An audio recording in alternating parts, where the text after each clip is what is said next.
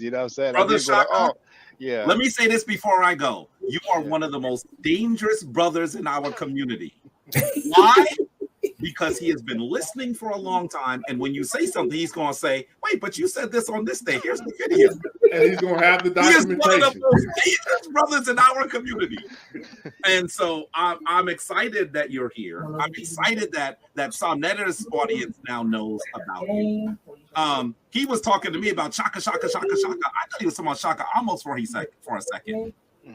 Because Soneta love him some Shaka Ma'at forever. So I'm just honored that now we have a more global. I know Rob Moore was kind of making a joke, but he was also making a comment. The reality is that this internet is going to allow Africans all over the world to connect on our interest, and that is powerful. That is powerful. Yes. I'm honored to be on. I promise I will communicate with you. I'm watching your shows ardently, Shaka. So whenever you would like me to come and chat with you privately or publicly, please let me know. Yeah. Okay.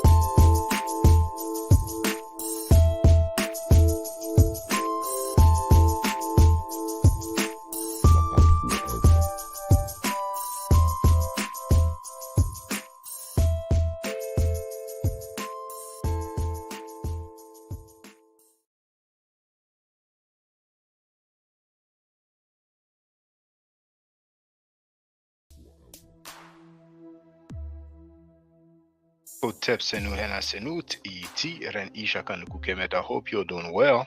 Let me check the sound quality. Well, I forgot. The title of this live stream is Questions, Discussion, Welcome. Let me check the sound quality. I'll be right back.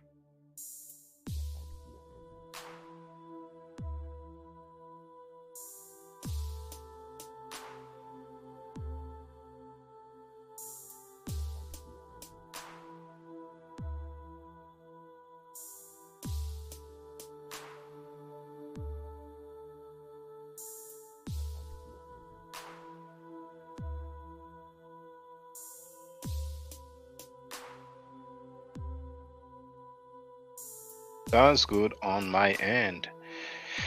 Let's see who's in the place to be. Donnie Williams is in the place to be. Thank you for telling me that it sounds good. I don't know why. Hold on. Oh, it's okay. I'm sorry it was if he was loud. So I'm gonna pin the.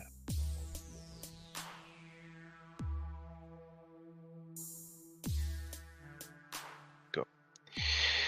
So feel free. I did go live earlier. I wanted to do a live stream in French, like I said I would during my previous stream, but I was streaming on TikTok at the same time. I was basically using my phone to record my screen, and as I started, I had a message telling me that it's restricted because it's a long technical sentence, so probably they just don't like when people do that. I don't know, maybe they're scared that people may be streaming movies or anyway. There is an option to stream from your computer on TikTok. I'm supposed to be able to, but it just didn't work for whatever reason, so it is what it is. So I would like to hear from you. I have time. Any questions, any statements is welcome. It's really free talk, you know what I'm saying? So let me know what's up. Let me know what's popping,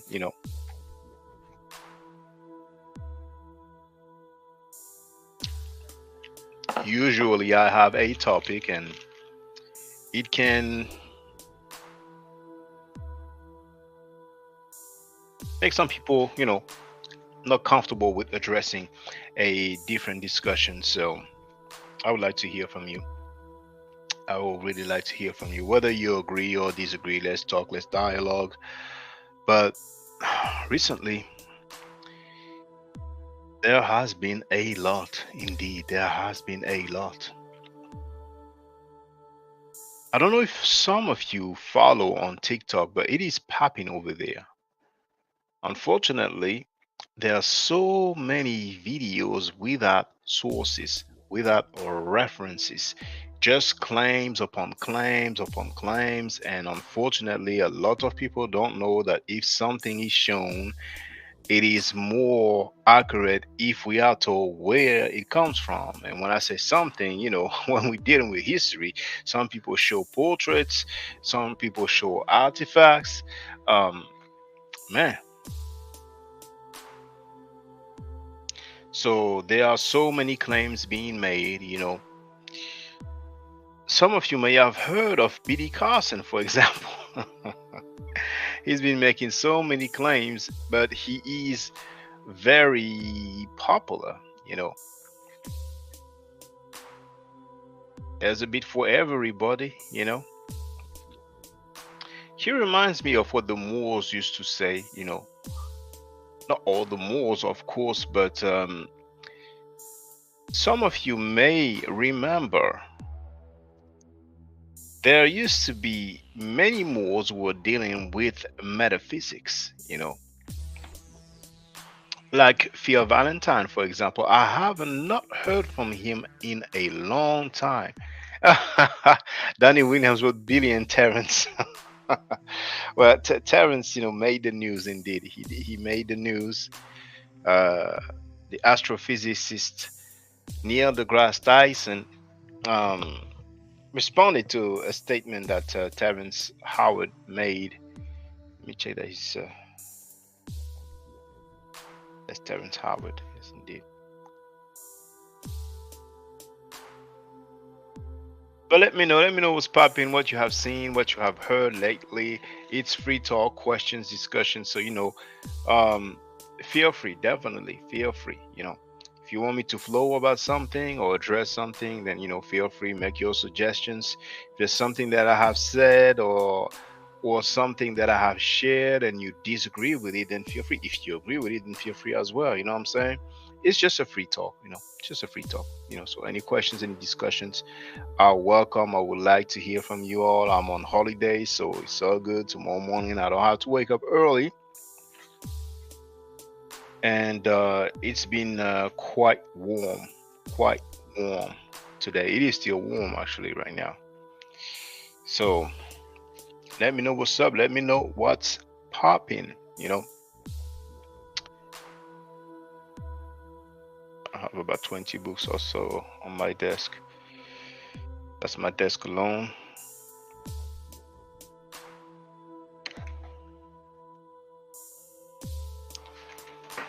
So feel free.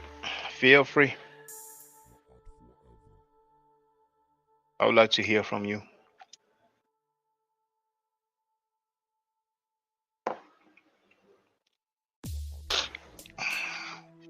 I have a question. I seen a video. I think it was on TikTok, and it was Donald Trump. Oh, Ita. Okay. Um. Oh wow. Welcome. Great. What's up? How you doing? Hey, how you doing? Thank you. I'm chilling. Your sound went off a little bit. I'm gonna reduce the background music. Yes. Feel free to speak. Oh, can you hear me? Okay, can you? Yeah, it's okay now. Yeah, it just went off. Sometimes it does the same with me. Maybe I don't speak too close to my mic, but I hear you Oh, yeah. well. Yes. I can bring it a bit closer. Yeah. Yeah, no, I was. I mean, I was just. I happened on the stream yesterday. I mean, being very honest, I'm still not quite sure what it's about. So I think if you could just give me a lowdown what you generally do, I'd be just interested to know. What I generally do, you mean for a living or when I'm streaming? Oh, no, oh, sorry, no, like what the this channel or the specifically what you're doing on this channel because it seemed at first I thought it was Islam because it just said Allah in the title, but Okay, obviously you okay. corrected that. But then it seemed like it's about chemitism, which I've heard more recently that some people like practice even as a as a religious thing. So I don't know if yours is a religious thing or if it's more history or if it's a combination of that. So I guess I'd be just interested to know like Okay, what your it's more history, but I am very interested in ancient Egypt or Kemet. I've been over there. I'm familiar with the hieroglyphics, so sometimes I Mhm. share artifacts. Sometimes I deal with a bit of grammar, but mainly it's history. But of course, Okay. we happen to speak about religion a lot. So I am not Abrahamic. I'm not a follower of Judaism or Mhm. Christianity or Islam. Okay, so do you have like a religion you follow? Are you an atheist or agnostic, or what would you say Uh, if you have mm, any I, label for yourself? I wouldn't say that I am atheist, but the thing is that believing is not knowing, so I try to keep my Hmm. beliefs to myself.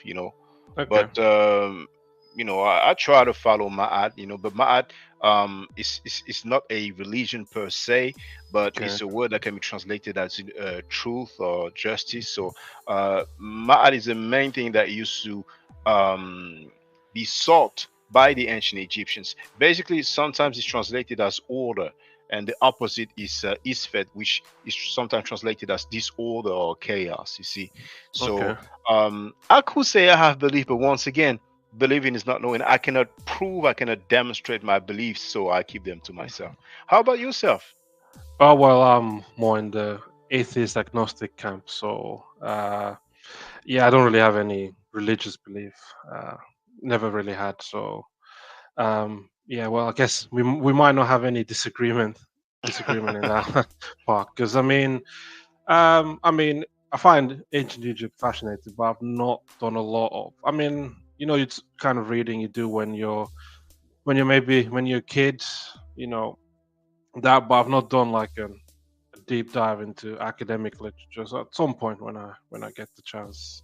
But yeah, no, I was just curious, kind of just what you did. So if it was like a religious basis, so I was just interested to know about that. But I mean, even if you don't follow chemitism or whatever, that could you be able to like explain what people that maybe espouse chemitism as a religion, what they kind of generally believe in and practices they do, if you happen to know? I'd just be interested. Hmm. Yes, but if you don't mind, if you don't want to answer, feel free. Am I wrong Mhm. if I say that you sound like you're from Europe?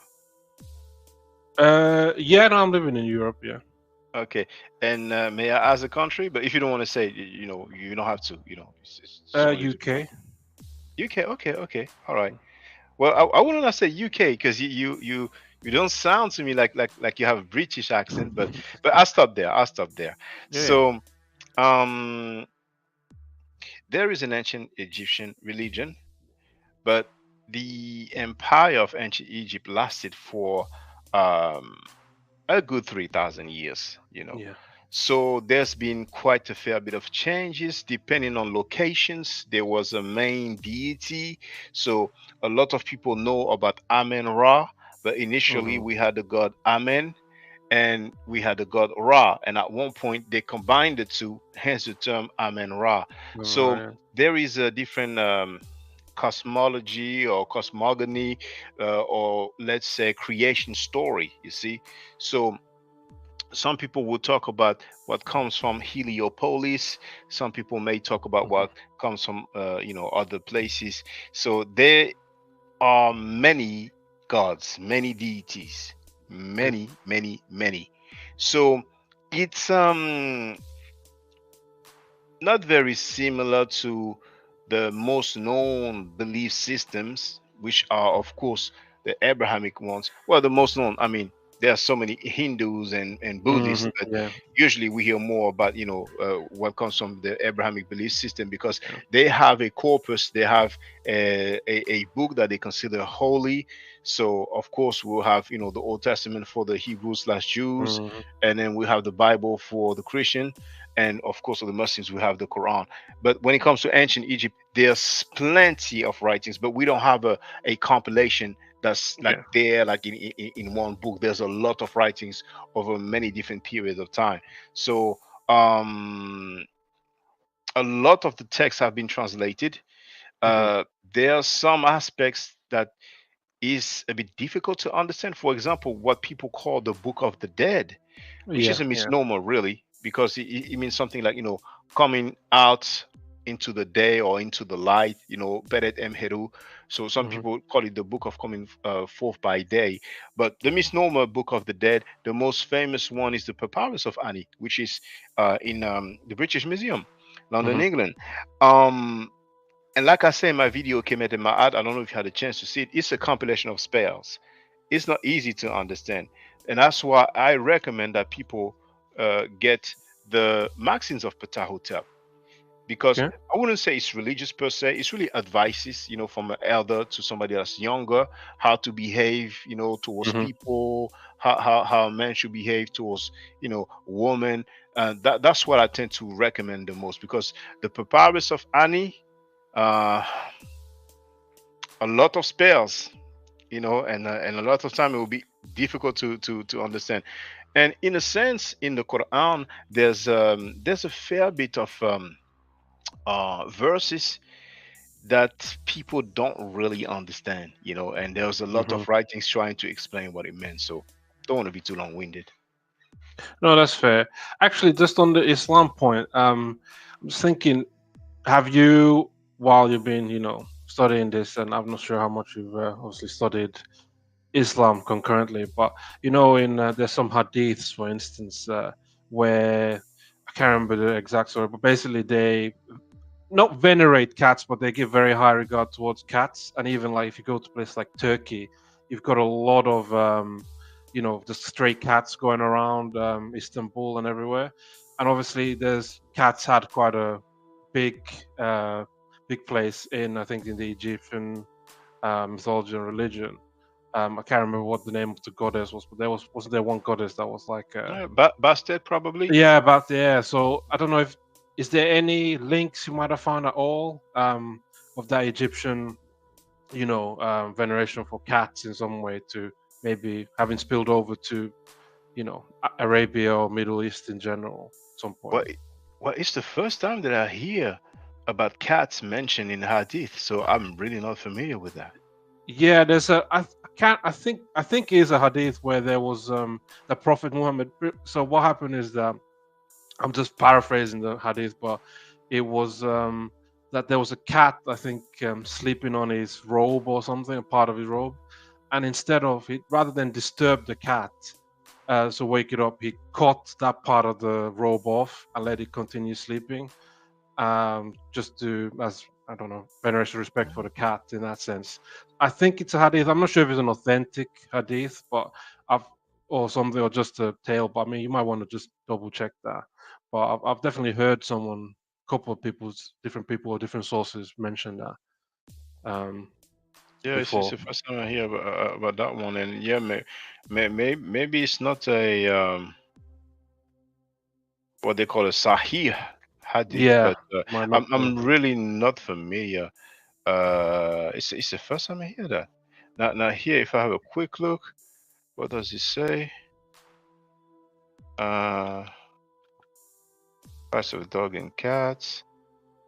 The excerpts are very small. Oh, okay. Hadiths on cats. So love cats. Abu Huraira. There are several benefits of having a cat in Islam. They don't mention which hadith. Yeah, I'm really not Yeah, not no, fair. I mean, with the honest. hadith, you probably have to do a bit more diving into in general to figure out I have a particularly. fair bit of hadith collections. Hmm. Uh, I basically have Sahih Bukhari, Sahih Muslim, Sunan Abu Dawud. Hmm. I also have I think it's called Ibn Majah, but I may not pronounce it well. Hmm. I think I have the six. I forgot how they call it, but there's a term for the six books. Basically, there are six books who are considered, the connection of Sahih Hadith. Or the I, authentic, yeah. yes, I think I have all of them. I also have I think I have a few other collections, but I'm focused more on the collections that are considered Sahih. Yes. Okay, fair. Yeah, Yeah. fair enough. Yeah, Mhm. it probably isn't an authentic one. I think. I don't think so. At least, I mean, even if it was, it probably wouldn't be something that people would reference reference a lot. But yeah, and I just thought if you'd ever seen any link at all with that, it's just because even in general, I mean, actually Muslims don't tend to own dogs because they're considered unclean animals, but they will own cats. And having seen in Turkey and places like that where there's a lot of stray cats just allowed to go around, they seem to have a more special place as as pets and animals in general. Just a thought if there was any connection at that with that to Egypt, or that But not to you're my aware of. knowledge. Yeah. But with the dogs, I know and I've seen many Muslims who have dogs. I never Oh, heard that. really? Yeah. Oh, definitely, definitely. Oh, I think you may know that already, but I live in France. And yeah. obviously there's many Muslims. I grew up among Muslims, and so many who have dogs. So, but depending on the geographic location, some people have different customs. Uh, Yeah. Yeah. One example, the Shiites, they have drawings of Prophet Muhammad. Now, I'm not saying that all Shiites do, but a Mm, lot of time when we have paintings or drawings, and we can see the face of Prophet hmm. Muhammad, most of the time they are Shiites. Sunnis, they Right. Yeah. don't Yeah. do That that would be. Yeah. That wouldn't be right. Yeah. Sunni tradition. That wouldn't be right. Yeah. But I quoted a lot of hadith dealing with the color of Prophet Muhammad, because there are some people who claim that Prophet Muhammad was black, and that the Really? Arabs of this. Yeah, oh yes, yes. Well, actually, Okay. That's there was a interesting. PhD. Yes, there was a PhD who wrote a book about that. He's called Dr. Wesley Muhammad. He's a member of the Nation of Islam, and he Oh, okay. National. yes, yes, and he has a PhD in Islamic studies. He lives in America. Mm-hmm. I mean, he's from I think he's from Michigan area. That's where I went to school, but he was at one point an advisor to Farrakhan, and he actually challenged me on that topic. I accepted. Then he backed down. He ran. But um, some of them claim that Prophet Muhammad was black based on Islamic literature. Basically the Okay. Hadith. You see, and Right. I have a very. I don't know if you're familiar with my website, but I'm going to share the link if somebody is just listening. But they're doing linguistic acrobatics, linguistic gymnastics. That's what they are doing. No, Mm-hmm. nobody has ever contradicted my article, and yeah, it is what it is. But there's a few people. Well, as a matter of fact, it's not just some people claiming that the Arabs are black. We have some black people who claim that the Jews or the Hebrews are black. So Oh yeah. yeah, The Hebrew Israelites, black. yeah, Yeah. yeah. Yeah. Yeah. I mean, We have. we started getting them in because I think I think they primarily were in the US from like the 60s or 70s. But if Mhm. I've seen them on the like when you go to the city center here, major cities, they've started preaching. I mean, just 2 weeks ago, I saw them Yeah, I've preaching in seen the a city few videos as center. well, and in France Yeah. we're starting to see a few.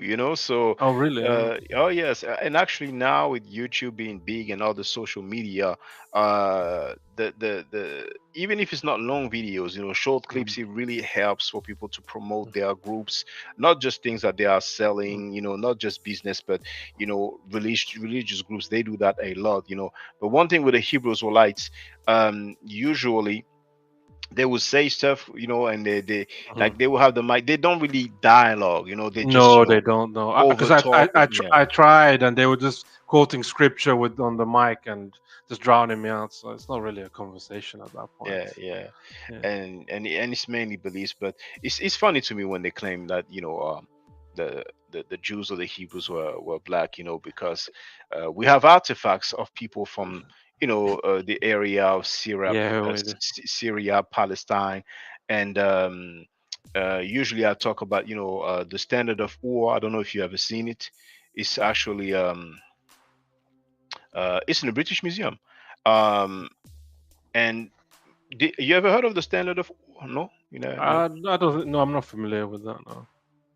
I can show you the standard of war.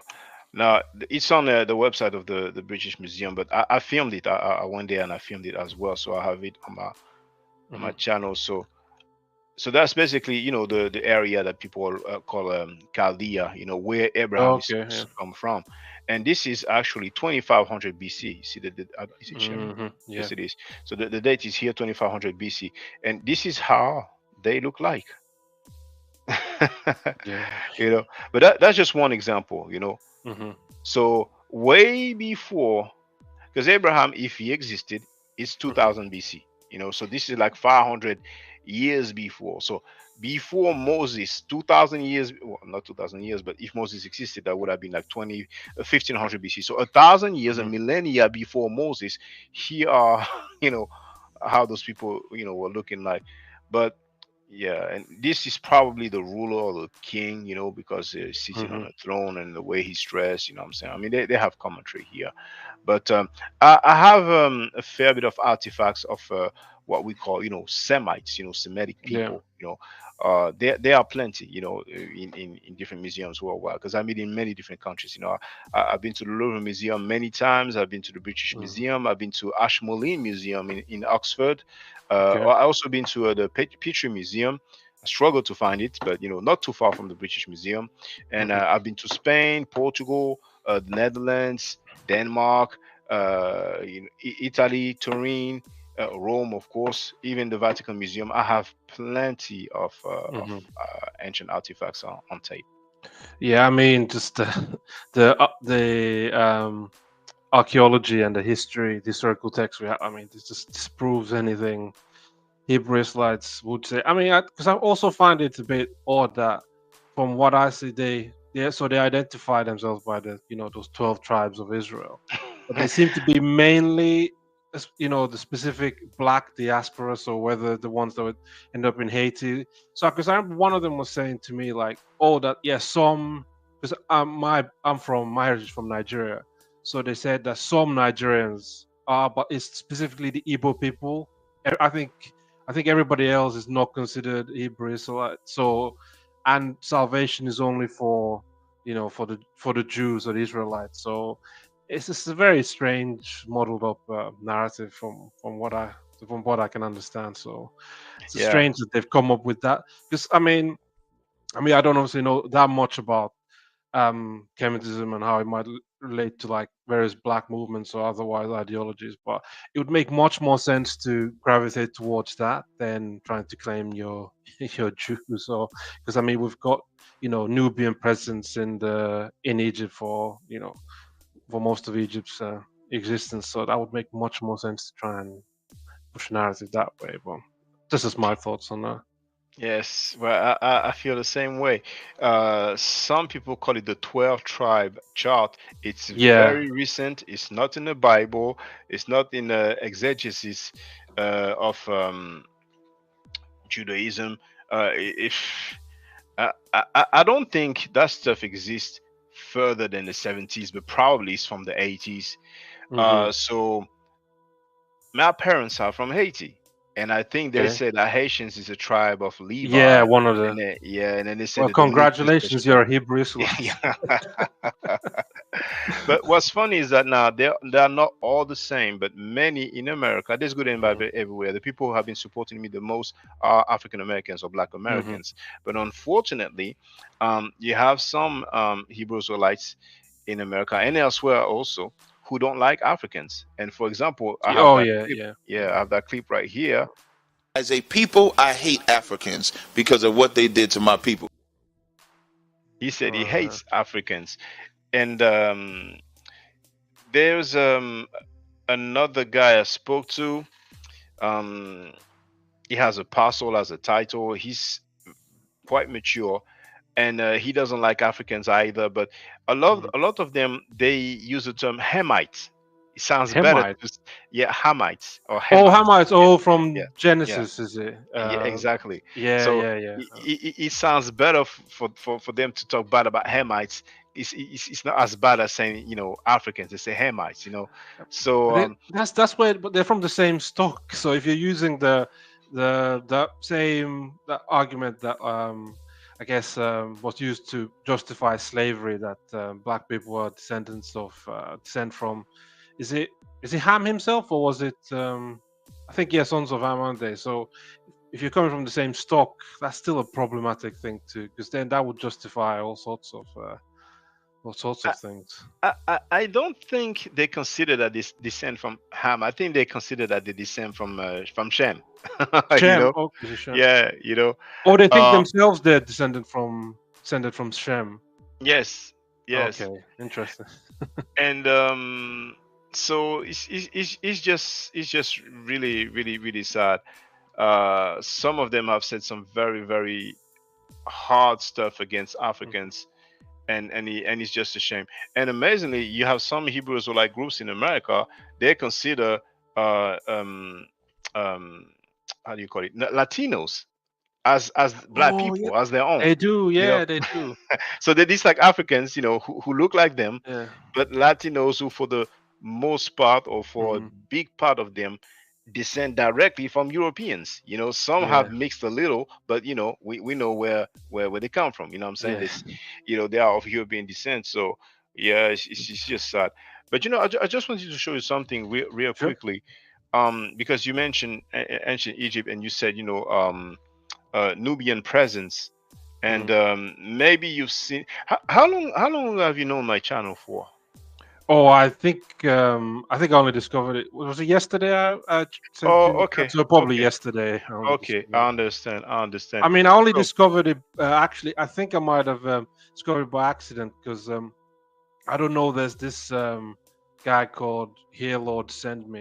okay, Yeah. So yeah. I think on his channel he was watching. I mean, I think he'd He, clipped he you streamed. guys talking. He streamed Yeah, my live stream. and Yes. I was watching a bit of that because I've had like a few conversations or discussions with him before. So I think then when you were live, it suggested this channel. So I was like, oh, what's this? And that's why, because I watched his thing, and that somehow got me here. I mean, some YouTube algorithm, but yeah. So I've only discovered you pretty much yesterday. Oh, I see, I see. Yeah. Because first he came on my panel as I was live streaming, and he told me about, he's obviously a self-proclaimed Christian apologist, Yeah. and he Yeah. told me about evidence for the Bible, for the Exodus.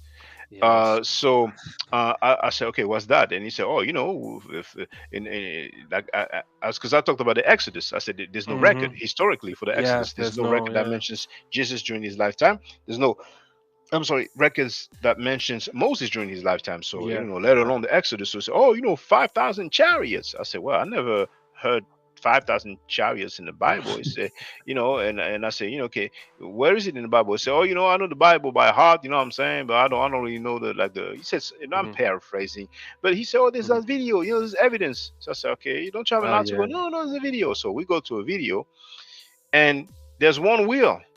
So first it's 5,000 chariots, and then there's one wheel. If there's one wheel under the water, well, Mm. first of all, we don't even know where it is, Yeah. and there's no writing, so we don't know where it comes from. So I told him there's Mhm. no PhD that said that this wheel comes from a chariot Yeah. of the Pharaoh or his army. And then he mentioned that guy, Wyatt, what's his name? Ron Wyatt, Yeah. I Ron think. Yeah. Eldon. That's what they said. Yeah. Yes, Ron Eldon Wyatt. Now that guy, and I'm sharing this just so that people can follow along. So this is the page on Wikipedia.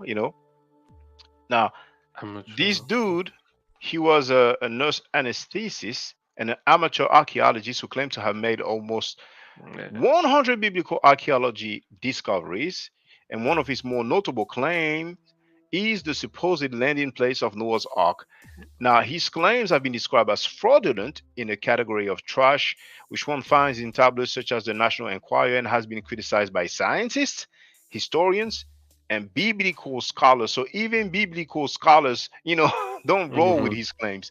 So that dude that you named, when I said that guy is not an archaeologist, he started laughing. I said, okay, are you telling me he's an archaeologist? And he said no. So to make the long story short, um, he showed a video, and he called his friend Muntaz, if I'm not mistaken.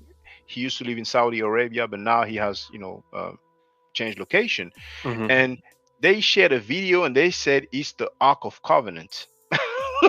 Oh, so they've claimed that's been found. Okay. Wow. Yes, this is amazing. And when I asked him, Wow. okay, which scholar says so, Yeah. and when I showed him that book, she's Joe Yeah. Steelsley, she's a I, PhD. He I laughed. remember. I remember what he said because he said that that's a woman's opinion.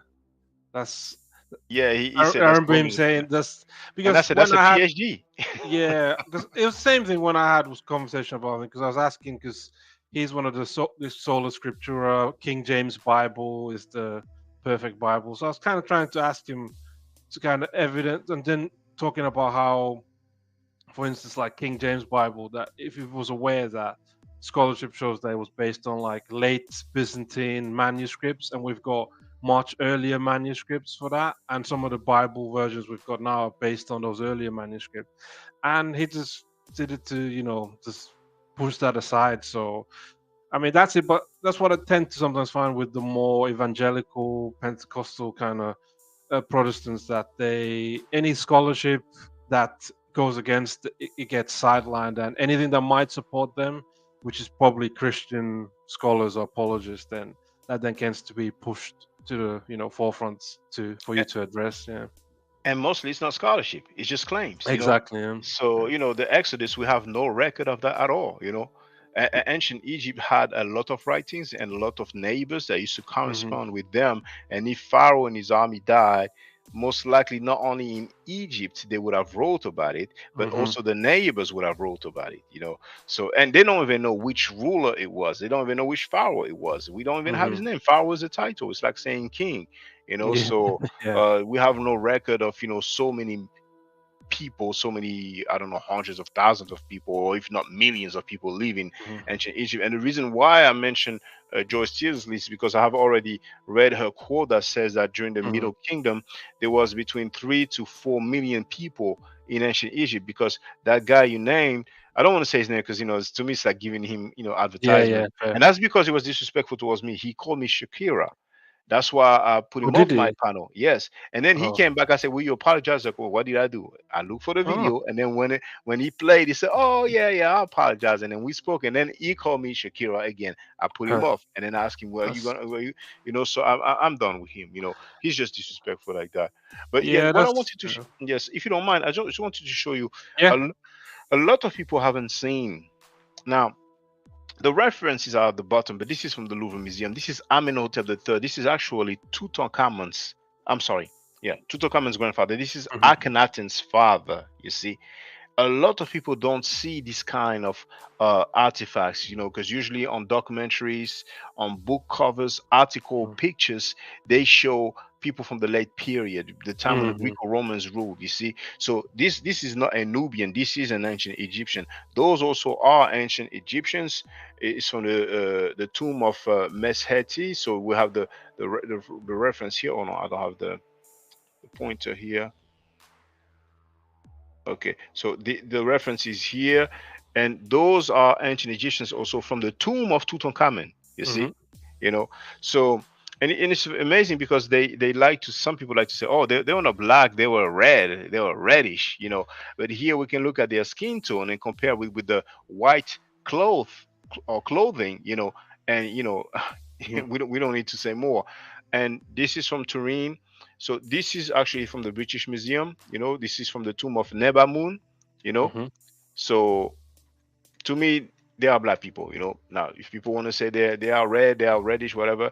This is Nebamun and his wife, and here that's their daughter. And I'm going fast, but all the references are there. I've shared a few before. This is from the British Museum. This is the Book of the Dead of Nakht. So that's Nakht and his wife behind him, and they usually like to show. Now it's true. A lot of time the women are portrayed lighter, but it's not the case Yeah. all Yeah. the time. And so here they are, and this is from Turin. That's the tomb of Shemes, and still the tomb of Shemes. So we can see different ancient Egyptians, see all those people. So to me, they are black, but and Hmm. that's from Portugal. And this one, where is it from? Belgium, the capital. So those are ancient Egyptians, you know. Hmm. Still the same one, Belgium. Now this is Denmark, Copenhagen, ancient Egyptians. This one is Turin Museum, Italy. And you also have the name of those people, Jeff Happy, Bin Hotep, and I'm going very fast, but all the references, even the links to the videos, because some of them are screen captures from my videos, but I just like to show that, now that's from the Louvre Museum, we don't have his name, but it says statue of a man. It doesn't say it's a Nubian, and this is from Denmark Museums, Copenhagen, that's Ka and his wife Isis. And this one is from the Louvre Museum. It's a sistrum player. This is actually quite late. This is like 700, 600 BC. This is from the Chapelle of Maya. That's from the Torino Museum's website. Same place as well, Chapelle of Maya. So just wanted to show you that it's not just the Nubians, who were or looked or appear black, but the ancient Egyptians themselves. But yeah, I just want to share that with you.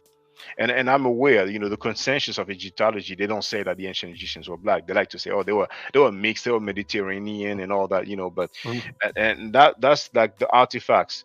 But even in terms of grammar, the writing, I've been dealing with that, because we have Dr. Shekonta Diop, who was a PhD, and 50 years ago he showed some reference and he translated it as Negroes. Now back then it was used a lot, no negative connotation. Today we don't really use it that much. And there is a professor of Egyptology from the University of Memphis called Peter J. Brand, and he was shown the basically the same set of glyphs, and he translated it as black people, those who are black, So he said that this year. So I just showed to the people that 50 years later, Dr. Shekonta Diop was validated, because a lot of people try to act like Diop was pseudo or not accurate and all that. But I'll leave it there.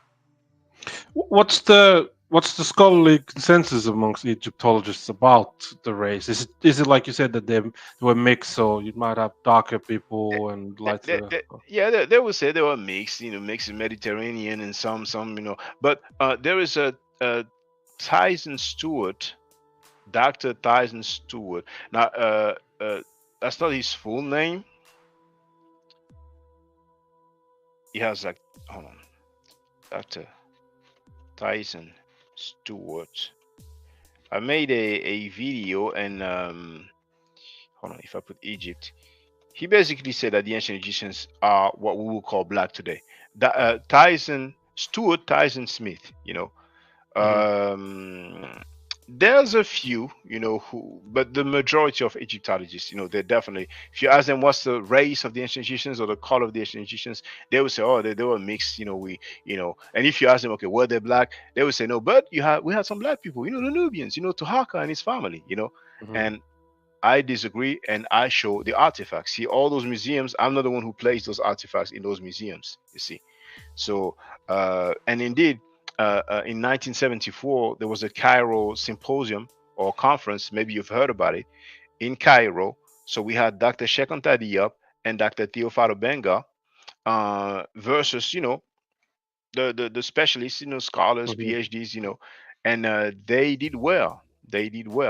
And for like 50 years, people have been criticizing Diop and Obenga, focusing on the language, because they have shown similarities between the ancient Egyptian language and different African languages. Now, Diop has done that a lot with his own native language, which is Wolof, spoken in Senegal, you see. So they like to say also, oh, it's not sufficient. And, they say so many things. But, it is what it is. We're getting there, we had some people, Herodotus, he talked about the ancient Egyptians. He had some description. And then, have you seen that guy called Metatron talking about the color of the ancient Egyptians? No, you haven't seen it? I think I know the channel you mentioned, but no, I haven't seen that particular one. Yeah, he made a video. He basically said at one point, he said the ancient Egyptians did not call themselves black. They called themselves black. And for example, there's a book, Middle Egyptian. The title is longer, but the doctor is called James P. Allen. very respected. Mhm. You know, he's not black. He's of European descent, and he's shown Henenit Kem, and he translates it as Henenit the Black. And there's many other people in the book by somebody called Black Man, who was not black, but that was his surname. And he's talking about the tomb of Meir, Meir. And in his book, we see many ancient Egyptian rulers or kings, pharaohs, Suten or Nesu, well, not Suten, but Nesu or Nesut. But anyway, and they had Kem. Kem actually means black in the ancient Egyptian Mhm. language. So they had black as part of their names, you know. So they called themselves black. You know what I'm saying? They did, you know, and they portray themselves black as well, you know. So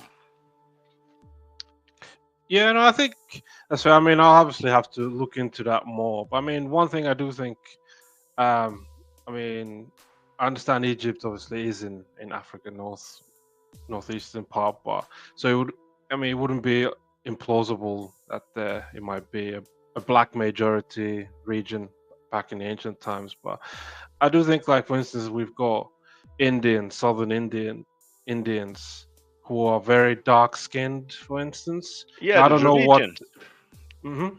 the Dravidians, yeah. Yeah, the Dravidians, yeah. So I wouldn't necessarily immediately say if someone has very dark skin that they're black, in obviously what our understanding of being black is today. So, but I'd obviously have to look into that more. But I'll definitely be more willing to entertain that, Egypt might have been, ancient Egypt might have been a black majority place versus, black, there have been some sort of black contingent of Jews, in Israel. There's no mention of Jews or Hebrews in ancient Egypt. There's I and thought there's one pharaoh that mentioned that it subjugated the Jews or something. I'd have to double check that. not to my knowledge, you know, but Okay. I'm reading to learn every day. So anybody else listening right now, you know, feel free, get on the panel or go on the chat and let me know. But there's no mention of Hebrews in ancient Egypt. You know, it just doesn't exist. Like, and anything that, not just the Exodus story, we don't have no record of it. Oh, But I think I've got the reference. So it's okay. from Pharaoh Mernetaf. Oh, Mernetaf. Meron Ptah. Okay. Now, Mernetaf. Yeah. oh, Meron Ptah. Yeah, that's the Meron Ptah stele. There's an inscription of Uh, some sort. yeah, they claim that it says Israel. Now, I have a fair bit of videos about that. I'm gonna share Kemet and Ma'at, which has 400,000 views for those who never seen it, and you have it in the chat. And somewhere in that video, I show it. You have to wait for the ad. That's all right. Yeah. Okay, so is it? Sorry about the noises. Yeah. Some bike outside. I don't know how loud it is. There it is. Here it is.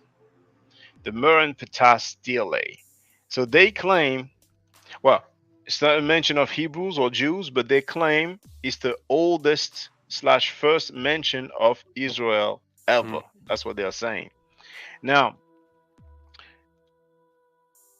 people can check. This glyph here by itself is a reed leaf, is the sound E, transliterated with the I or a J. Here we have what some people call the double reed leaf. So usually it's transliterated with a Y, but the sound is E, you see? This glyph here is the sound S, like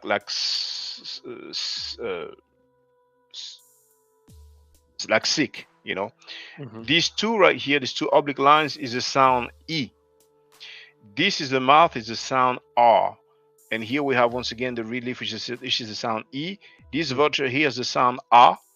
And once again, the mouth is the sound R. So that's E, C, R. So far, that's what we have. Okay. And on top of that, we have the seated man and the seated woman. And these 3 strokes is the mark of the plural. So here it is talking about people, not a place.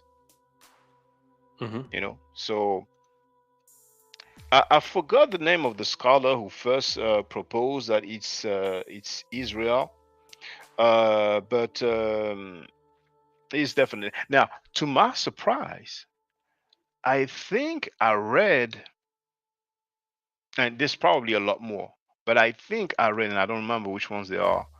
I think I read two Egyptologists who mentioned that Stella and said, "Oh, there's mention of Israel." I'm like, "Are you kidding me?" But phonetically, it doesn't spell Israel. It spells Isiriar. Just for the record. And once again, the fact that we have the seated man and the seated woman and the three strokes of the plural, this talks about people, not a place. Yeah, I mean, couldn't the Israelites have been just people who then later ended up? I mean, because I would, even if this was definitively proved to be a reference to Israel, that wouldn't prove to me that the Exodus story, far from it. But I I mean, agree. I agree. yeah, yeah, but I mean, I Even if it wouldn't. was Israel, that's not a Yeah, an no, that evidence wouldn't to prove be. for the Exodus story. Yes. Yeah, it might just be proof of whether there were people Israelites living in Egypt or they were taken over. I don't know, by Egypt. I mean, that's the best I guess you could come from that. But I mean, I wouldn't seem it's implausible for necessarily that to be the case, and because I mean, I think the historical record, isn't it, that Israel didn't really become a nation per se or people until the within the last millennium of the millennium BC at some point. Because by going by the Old Testament, obviously they came where the Canaanites were. So you had because I think a lot of the Canaanites originated from the Sea Peoples. When there was the Bronze Age collapse, when Sea Peoples went around Mediterranean everywhere and causing havoc, and it almost caused the downfall of Egypt even. So maybe the Israelites arose out of the Canaanites later as a distinct identity, and maybe they might have been a minority thing until then.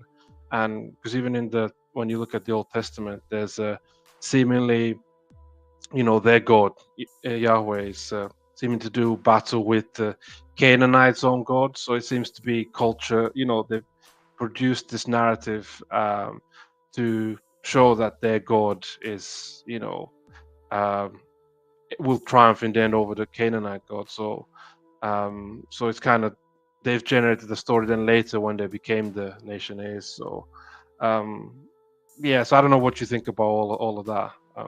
Well, the mention of Israelites. Now here we have scribe who wrote ECDR. I don't know what the L stands for. Or probably he means that the R is the L because in the hieroglyphic um, we don't have the L. Mhm. And he wrote determinative equals people. And then he added the rest of the stela is toponyms. Okay. So Israelites, what's the earliest mention? And I'm not asking you, just that all those Mhm. terms that comes later, just like Hebrews. Now I think probably one of the oldest mention we will have is like Judeans, and maybe that will come from the Romans because I think well, maybe it's not them, but in writing maybe they will be the earliest ones to write Judea. But who knows, maybe there's some you know Semitic writing somewhere Mhm. with the name Judea, but then Judeans, when is it? All of this is just very recent, just like the Bible itself, the text of the Bible. Mhm. Um, no mentions of Jesus during his lifetime. Mhm. So uh, it's just way more recent than people would expect. But um, I'm not aware of any mention of Hebrews or Israelites or Jews in ancient Egypt. I'm not Oh, aware of that.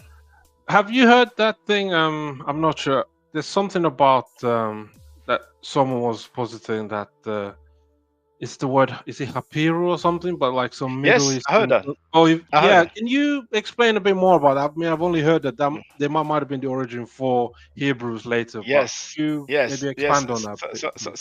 Some people have claimed that indeed, and there's probably an article on the people's favorite Wikipedia. But to make the long story short, um, we say Hebrew in English.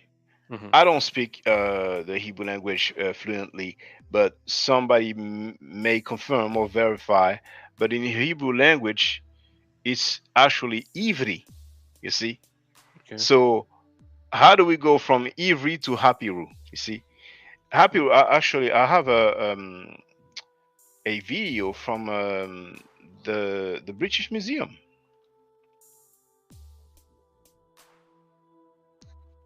Hapiru. There it is. Hebrews were not Haparu. It's only 1 minute 24 seconds long. Hotep, Shakandugu Kemet, British Museum, London, England. This is about the Hyperion, or Haparu, however you want to pronounce it. And here's what they say about it. Statue of King Idrimi of Alaka between 1570 to 1500 BC. Now, check this out. The associated cuneiform inscription tells the interesting story of this king. Following a popular revolt, Idrimi was forced to go into exile together with his mother's family. He went first to Emar, Meskin on the Euphrates, and then to Canaan, where he joined other refugees from Syria and lived with the Hapiru, homeless or dispossessed people of various ethnic origins. So here's a reference, WA 130738. That's what I love to do, is to show the references. So this is the Louvre Museum. I'm sorry, the British Museum, London, England, and it says that the Haparu, or Hapiru, depends, like you said, how depending on how people want to pronounce it, it was a homeless people or dispossessed people of various ethnic origin. You see, so yeah. Yeah, what's the? You know, Yeah, sorry, Yeah, go yeah, on. yeah, you know what, they are so desperate. So anything that kind of sounds like something, just like the Mer and Petastella, ECDR, oh, it may be Israel. Hapiru, he may be Hebrew. Haparu, he may be Hebrew. You know, they're just desperate. They have nothing to validate, you know, their stuff. So, can I just check? So, is your contention then with that? Is it mainly just to debunk or like to call into question the Old Testament narrative about around No, Exodus? Oh, okay. no. My endeavor is just to deal with history. What's attested Yeah, historically. yeah, no, that's what I mean. Obviously, through historic, it's not you're not precisely going out there to debunk, but like your contention with when people talk about Israelites, is you don't obviously deny that Israelites, Hebrews, Israelites existed at a point as a people in ancient times, but they arose later than what they might be claiming. So Moses didn't exist and all that, Well, and they my went in thing is, Egypt in my, exile. I'm sorry, my, in captivity. Moses, he doesn't exist in ancient Egypt. He's not attested. There's no record of him. Yeah, Not yeah. just him, but you know the like when we talk about the Exodus, of course, it's the biblical Exodus story, right? So that is not attested historically. You know, this group of people who left and the Pharaoh and his army following them and then dying under the water. Now, if people want to talk about Israelites historically, I just ask, what is the oldest record of Israelites? Please show me. This is way, way more recent than what people expect. Besides, those people in Canaan, they had many different gods. I actually have a video. I'm going to share it in the chat. But the god El got so drunk that he fell in his own urine. And I'm quoting scholars. I'm quoting PhDs. Most of the time, that's what I do. I'm quoting scholars and PhDs. So they had the supreme Canaanite deity El, but even Elohim, that's plural. When it ends with the, im, it's plural. It's not just one God, So Yahweh, El, Elohim, Adonai. Some people will say, oh, there's many different names because they had a tradition of not pronouncing Yahweh, it was taboo and whatever, but they had many gods. So I've shared it in the chat. The biblical God El got so drunk he fell in his own urine and feces. So they had many different gods. The Canaanites, they were polytheists, and they were not polytheists before until Abraham, and then they became followers of one God, and then when it was Hebrew, they became followers of one God. When we look at the artifacts from Canaan that we now call Israel that was once called Palestine, right? We can see that they had several like Baal, was Yeah. one of their deity. One artifact that's mentioned a lot is the Mesha stele. It's in the Louvre Museum, Paris, France. I forgot if it's Baal that's mentioned, but I have a video about that also on my channel. So Yep. if people know how to look within the channel, well, actually, if people go on Wikipedia, I'm sure you will have a trans. Well, actually, let's do that now. Let's do that now. And see which god is mentioned in the Mesha stele. So Mesha stele. Now, what I didn't know is the earliest mention of actually I think it's the earliest mention of Yahweh. But let's go in order. They have a translation, and here I do a search because I don't want to read the whole thing. Well, here it says, and I built Baal Meon. So the name of that place, we have Baal already. Now, if I go to, I think they call it Tetramagon, Tetragrammaton. Tetragrammaton. Yes, thank you. And here, there it is. The Mesha stele bears the earliest known reference to the Israelite god Yahweh. Oh, my bad. And that is 840 BCE. You see? And there's another thing that's very funny. So people can check that this is, once again, the entry for Tetragrammaton, But what's funny is that on the Mesha stele, you don't have that mention, that this is the earliest mention of Yahweh. So many people may think we have Yahweh mentioned so many times before. But there's one thing that, hold on, if I put Shalom, there it is. There is, and I've shared the link, there's, respectable, websites that talk about this, but the king of Judea, he had this seal of the king of Judea. Now this is 800 BC, so this is about the same time period as the earliest mention of Yahweh. And actually, you know what?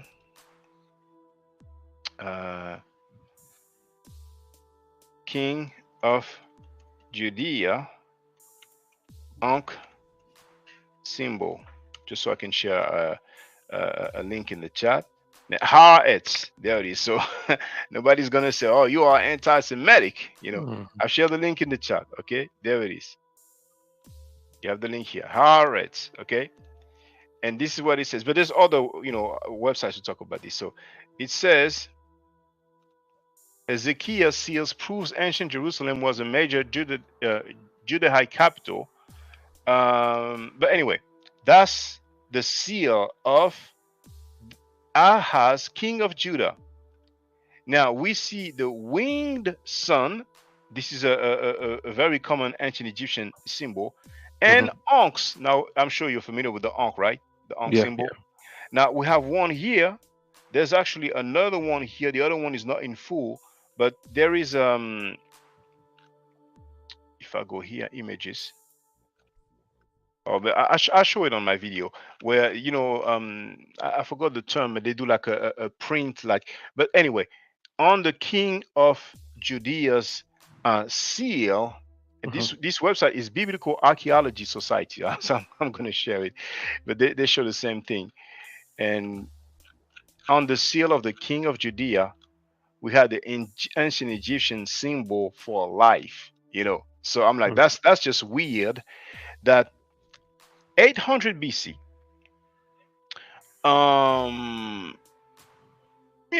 well, basically like 800 years after Moses, who fled Egypt because Egypt was so evil, because they were put in slavery by the Pharaoh. 800 years later, more or less, the king of Judea has an Egyptian symbol of life on his seal. That's so funny, and that's an indication, as far as I'm concerned, that there was no such thing as the Exodus story.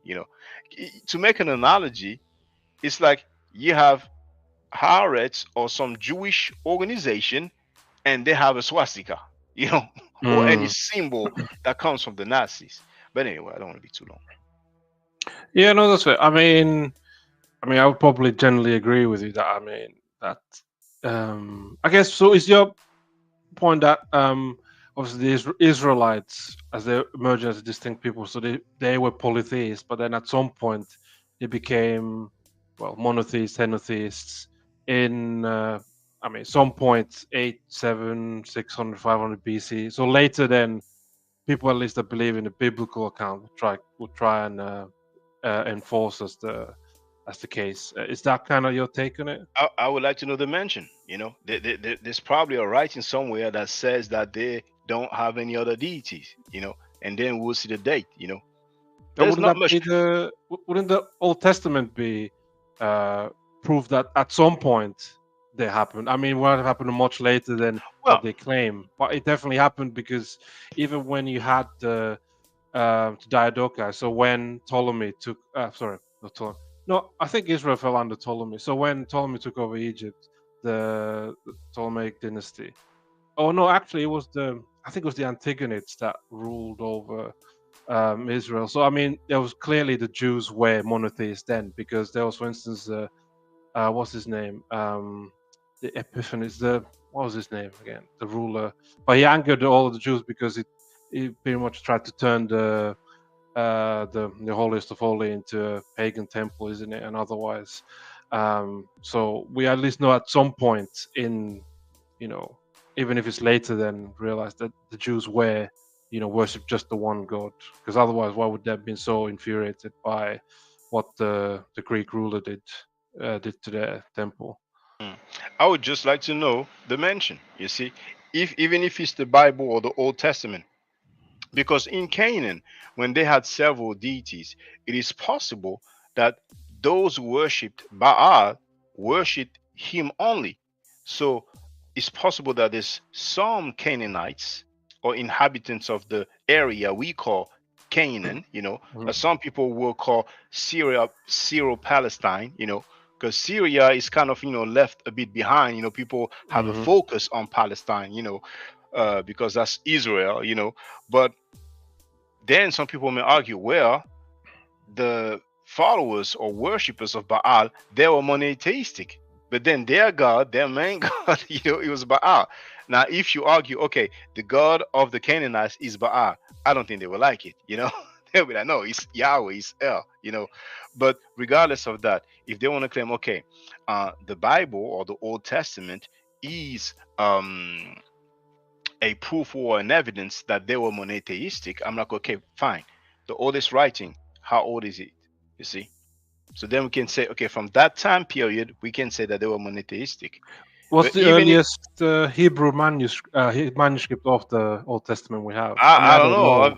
I've been asking for years, because when it comes to the Bible, I think the earliest copies we have, uh, it's like third, fourth century.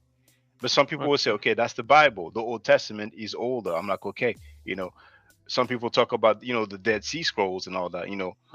I read that Jesus is not mentioned in the Dead Sea Scrolls, but that being said, we have a few things here and there, but it's a big reconstruction work, and there's a lot of differences, and that's why I like Bart Ehrman, and other scholars, who would just deal with the records, because Christians, they don't deal with records, they deal with their faith, you see. Oh yeah. And a lot of people talk about ancient history, and well, she's not the only one, but some scholars, but she did in one of her book mention, oh, just like in the Bible, a lot of times people say, oh yeah, the biblical story, and some people think that the Bible is a book that talks about history. It is not a historical No, account at all. Yes, no. I mean, there's elements of history there, but I mean, but like even that, Acts of the Apostles. I mean, we know Apostle Paul did go and evangelize amongst the Gentiles. So I mean, there's elements of truth in it, but I mean, they're not historical. like I don't think we have writings of Paul during his lifetime. You see, so it's like, you don't believe I don't think Paul, the letters of any of the letters of Paul. Well, no, all I'm saying, I don't think we have writings of Paul during his lifetime. So if people want to give a date for Paul, they will give a some sort of chronology. But when it comes to the writing, whatever he may have done, that always comes later. Just like Jesus, just like Moses, just like Abraham, it always comes way later. So You mean the earliest surviving manuscripts we have, or is that yes, what you mean? yes, I mean, yes. but by that logic, you'd have to rule out, like, for instance, do you have contemporary manuscript evidence of Julius Caesar, for instance? I don't think we do. So, I mean, the We earliest okay. surviving manuscript of We don't for Julius Caesar for during his they lifetime. tend to come Now, later, don't they? yeah, he comes The later. surviving ones. Yes, it is. I agree. I read that. Right now, people say that there are two portraits of him that are considered contemporaneous, but I don't think his name is written. I'm not sure. One is in the Vatican Museum. The other one, I forgot if it's in Turin's museum. I actually been to both those museums, but I read after my visit to those museums that those are the two places where you have a portrait or his face is like a statue, a sculpture, you know. Mhm. But that being said, yes, I read that there's no writing for him. However, I don't think that people will dispute his historicity. I think there's other people who mention the Roman Empire, some rulers of that Roman Empire, you see. But when it comes to the religion, that's something else. For example, some people like to say we have aspects of history. If there's a book or a movie about Spider-Man or or Superman or Batman, they may mention the president of the United States. We have presidents of the United Mhm. States. And in the Bible, it talks about Pharaoh. It's not a name, it's a Yep. title, you see. So, but even if this book mentioned a living person, it doesn't make the rest of the story real. Otherwise, Yeah. I No. can write a book tomorrow and I say, okay, I was chosen by God, I walked on water, resurrected people, and during my lifetime there was Barack Obama, and people will Mhm. not say, oh yeah, but what he said is true because Barack Obama existed. So there's some part of it. I mean, that's my stance. I'm not expecting people to share my stance. Yeah, no, I understand. So, can I just double check? So, with the Apostle Paul, do you believe he didn't exist, or just we don't have any of his any manuscripts? So we don't have his original manuscripts or anything copied within his lifetime, but we have Well, later well, copies. Is that what you oh, mean? I'm not saying he didn't exist. Oh, okay. I don't know if he existed, but the thing is that people will give a chronology for him, but the text really is the same as Jesus and most of these prophets. And any records comes way after. But with ancient Egypt, we have writing during the lifetime of Amenhotep III that we see behind me, during the lifetime of Nefertiti. Yeah. For people are focused of her bust, which is anonymous, her name is not written on it. There's many artifacts where we see her face and we have her name. And the same with Ramesses II and many pharaohs, if not most pharaohs. And it's not just ancient Egypt. It's the same for rulers from other places. Hmm. With the cuneiform writing, and we have many records of other rulers or people, even if they're not rulers, during their lifetime. You see, so Paul actually, what's interesting is that Badi Ehrman, stated that, and I'm going to share a link to whoever may have not heard that quote. Paul's writing is earlier than the Gospels. It predates the Gospel. I've shared the link right now in the chat. Oh yeah, no, that one I agree. Yeah. Yeah.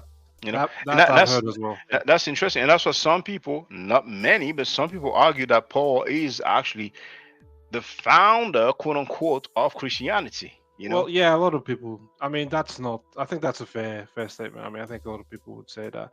I mean, because it was between Peter's team and the Pauline team. So, because Paul wants to obviously go preach to the Gentiles, and Peter and James, a brother of Jesus, wanted to keep it like stick to the Judaic laws. I mean, so that's why way later you had the Ebionites, which obviously disappeared centuries later. But those were the Ebionite Christians per se.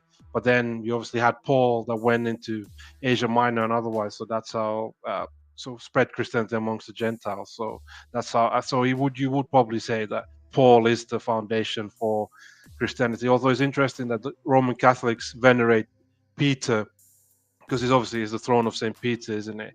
but you could argue that Paul is really without Paul there wouldn't be the Christianity we see today. Yeah, most likely not. And he never met Jesus. Yeah, he never did. According Yeah, to the story, he had a vision. You see, yeah, Damascus so Road. Yeah. what it looks like to me, from a historical perspective, is that they were so many stories and writings, and they picked and choose here and there.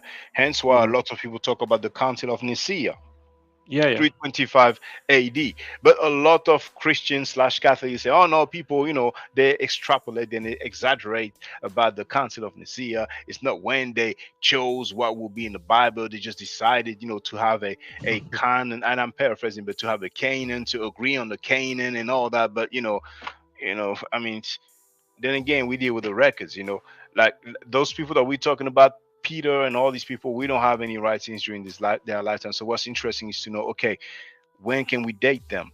Because there is whenever people say, okay, we don't have any writing of Jesus during his lifetime, a lot of Christian apologists, or even people who are not Christian apologists, but Christians and believers, they say, oh, but there's plenty of first century writing about Jesus, right? Yeah, about him, but not by him, or even eyewitnesses to what he did. So no, we don't have any eyewitnesses, right? Yeah, we don't. Yeah. So one of the one that they quote the most is Flavius Josephus, right? Oh yes, now yes, Bart Ehrman said that he's a testimonium. That is a Latin term. It's fake, but he's not the only one who says that.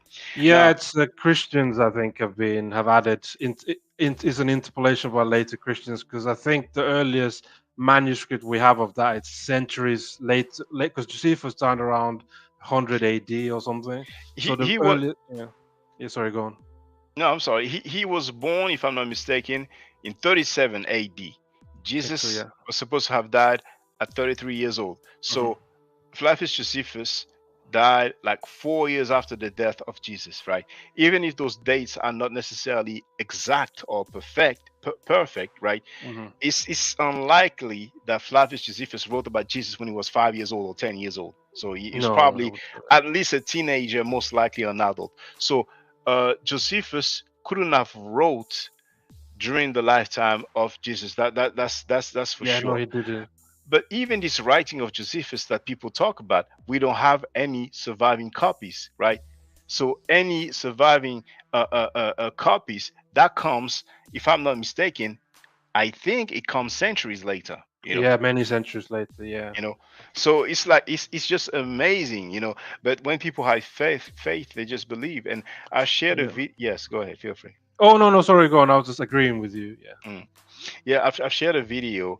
It was published on TikTok on July 5th, and this is a guy who, and actually I played that video when that Christian apologist come on my panel. He puts his fingers on a lady's eyes, and he's basically pretending that he restored her eyesight. Right? Just like we have people allegedly performing miracles. And that's the main reason why people believe in the Bible, because they believe that Jesus died for us and performed miracles. And even with the Jews, the Hebrews in Egypt, there were miracles like the sea parting and all that. It's just a belief, that's what it is. Yeah, I mean, I saw that. I mean, living in Nigeria, I saw a lot of that with the Pentecostal evangelical churches, where you'd have someone who was blind since birth and is miraculously healed, and he can then tell what the different colors are and everything like that. Or someone is on a wheelchair forever, and then just you put your hand over him, and all of a sudden he's running and jumping around the stage. Yeah. And all these other people have the same kind of sickness, right? They cannot be, healed. This is so fake, Now, some people believe in it, some people don't believe in it, but they know it brings paper, so they keep doing that, But see, the Christian defense for that would be like, you have to have faith, otherwise it doesn't work.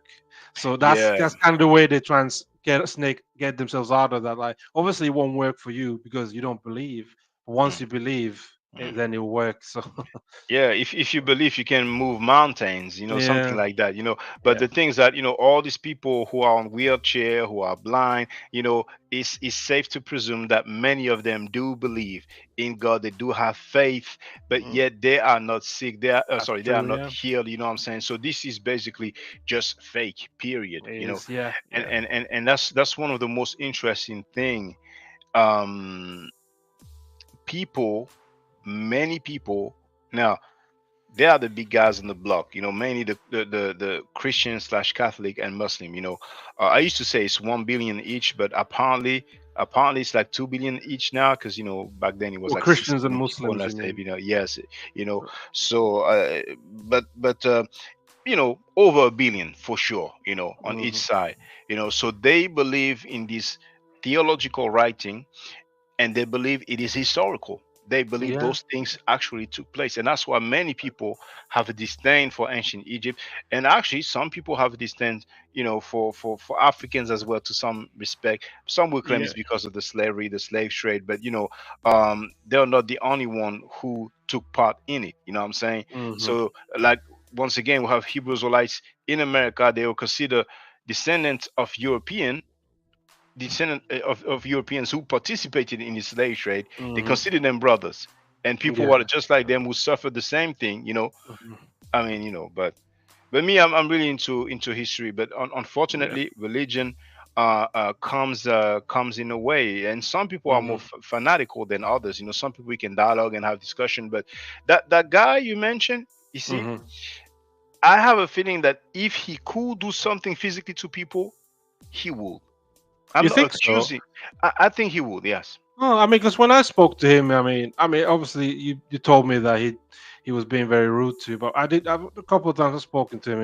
It was, or I mean, I've spoken to someone of the same Protestant thing who was worse. Like, he just, as soon as he didn't have a point, it kind of turned into personal insults. So Mm. that's, No, but no, yeah. I mean, I'm saying, I'm not accusing him of, being Hmm. capable, but I have a feeling, because see, some people, they know they have to portray themselves a certain way publicly, so he would be like Yeah, laughing. So, but one thing for sure is that a lot of Abrahamic believers, they don't even respect people who don't share their faith, who don't that's share true. their Yeah, belief. You that's see, true. so right now we are here with so many laws and all that, but if the setting was different, Hmm. I think a fair bit of people like me will end up in prison, or Agreed. Yeah. maybe we'll get killed. So, like, it's just sad, but that's how it is. Yeah, no, it's I mean, I guess any religion you can find some of the more extreme people, and then there's people who are Well, more mellow. Buddhists will probably have a lot less. You had, I mean, in Japan there was that. This was like, I think we're talking 18th, 17th century, but there was a radical, extreme sect of Buddhists who Yeah, took to against Christians. violence. Yes. No, I think it was. I don't think. Well, they might have against Christians, but it was against the state. The might have been Tokugawa shogunate. So I mean, you can get, or even if you think about, the World War II, it was a mix of Buddhism and Shinto to kind of the kamikaze kind of things that they were getting into. So you can find things sometimes in religion Yeah, to I justify. don't know if we can say it's religion. I think it was, really about the war, the kamikaze, but I don't know all these No, but details. that's just the But emperor. The emperor was a mm. divine being, so that's what then made them sacrifice themselves Yeah, uh, but for the like cause. if they sacrifice themselves, they obviously, while they do that, the kamikaze, they will kill people, but it's war. So if it's war, people fight, people kill each other.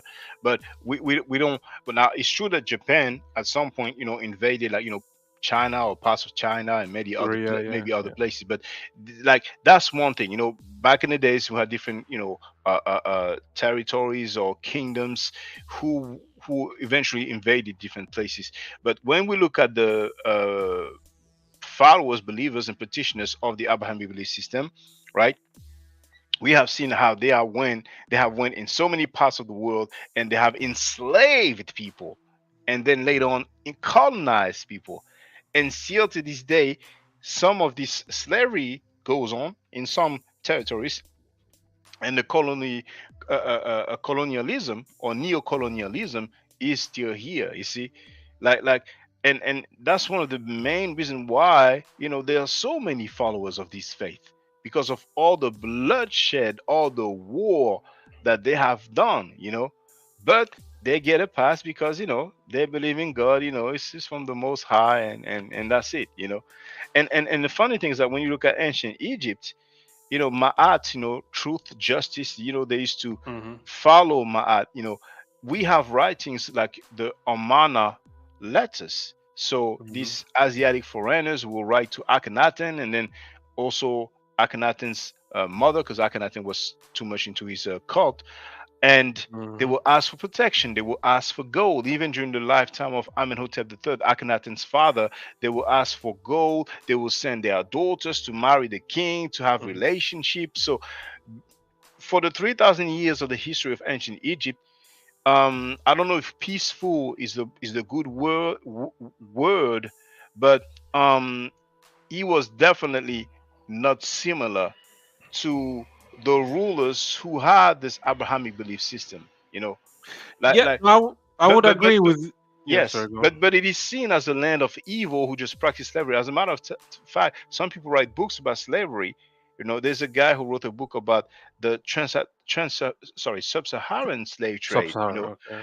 And in the introduction, it says, "Oh, slavery has always existed. It started with ancient Egypt." I'm like, "Are you kidding me?" But feel free. Yeah, no, I mean, I mean, obviously, the thing about the Christianity and Islam, less so Judaism, is because they're revealed religions that are monotheistic, that believe that they're the one thing. So obviously, that's kind of made. I can see why some they could become belligerent in that sense. Because if you think about the Romans and the Greeks, even though Romans went around conquering much of all of Mediterranean, it wasn't obviously for. I mean, they were quite good at absorbing the religions in this realm because they engaged in syncretism. So they're trying to see what their cults or their gods, what they could identify with their own gods, and they say, oh, well, we've got Mars, you've got insert Egyptian god of related to war otherwise. So I guess in a way, if it's a more polytheistic or henotheistic setup, it's easier for that. But if you are strictly monotheistic, then and you get into power, then yeah, I can definitely see that you're more likely to, especially if you have verses supporting that. Like, I guess, I mean, because I mean, I would say Islam even more so than the New Testament Christianity. I could definitely see them like coming down hard when they have the power behind them. But Hmm. then when the power's not there, like currently seems to be the case, then it's more like, oh, those verses were just off the time. So and then you get these different camps where say that, oh, these verses aren't applicable, while others say they're always applicable, and so on. Yeah. So I kind of, to some degree, I agree, but I wouldn't say all Christian sects or all Muslim sects would necessarily be, belligerent or wanted to Yeah, I wouldn't say that subjugate. either. Yeah, I wouldn't say that Yeah, either, yeah, because yeah. indeed, there's a lot of followers of Abrahamic belief systems who are actually peaceful people. They don't trouble nobody. They just want to live the life and practice their faith. But then you have other people, who have a different way about things. They feel like Hmm. like actually, with what you just mentioned, there's a Quran 949, chapter 9, verse 49, right? Hmm. And there's also another part, but it says, fight those who do not believe in Yeah, Allah. yeah, And what they yeah. love to say is, oh no, look at the context, but then they were under attack, Content. so they had to fight. I'm like, are you kidding me? We have Yeah. a Sahih, I forgot if it's Sahih Bukhari, but I have it somewhere Hmm. where Prophet Muhammad says he has been ordered to fight, right? And I've Hmm. shared it already, with it was with a French speaker, but so it's an order he received. This is the Quran, so it's an order from God, and He says, "Fight those who do not believe in Allah Yeah. until they are." And I'm paraphrasing at this point, subjugated, and like they pay the tax or something like that, Jizya. right? Yeah. So this is an order that they have, but what they like to say, no, you need to look at the context. You know what I'm saying? They were under attack, so they had to. Man, please, please.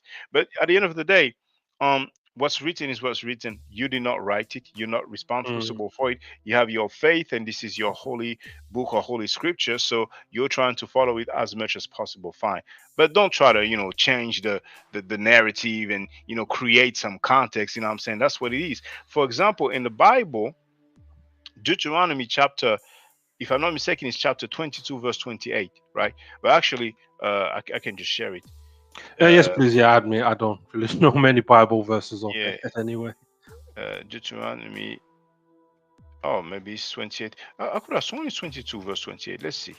So Deuteronomy chapter 22, and if we go to verse 28, yes, there it is.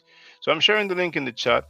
Now, by default on the Bible Gateway, the translation is the NIV, New International Version translation.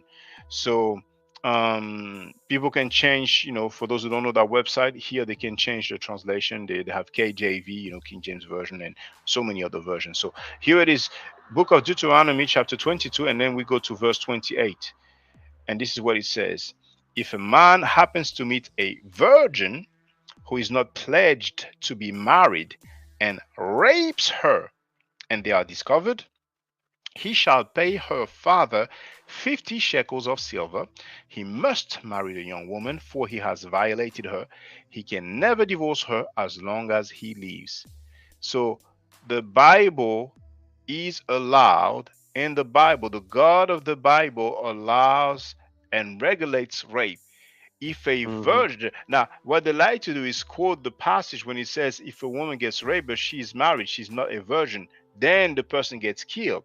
But if it's a virgin who is not pledged, who is not betrothed, and she's raped and they are discovered, he shall pay 50 shekels and he must marry the woman. So when a woman gets raped, if she's a virgin and they are caught, they are discovered. So, to me, it's like if the culprit is caught, you know what I'm saying? If he's not caught, he can go and rape, 20 virgins and he's all good. But if he is caught, then he must pay 50 shekels. So he must marry her and he cannot divorce her until he dies. So we don't even ask her opinion. So if a virgin gets raped, she has to marry, and if they are caught, if they are discovered, she has to marry her rapist, right? So what some Hebrew Israelites have tried to do is say, oh no, but look at the word that is translated as rape. And some will be like, oh, the word is not rape. Well, it's Hebrew. Rape is not a Hebrew word, it's an English word. So the Hebrew word is tafas. Now we talk about Hebrew. Hebrew is a language that was reconstructed with a fair bit of Yiddish, So some people may say, what's the name again? What's the name again? Of what? It's that language. Dang.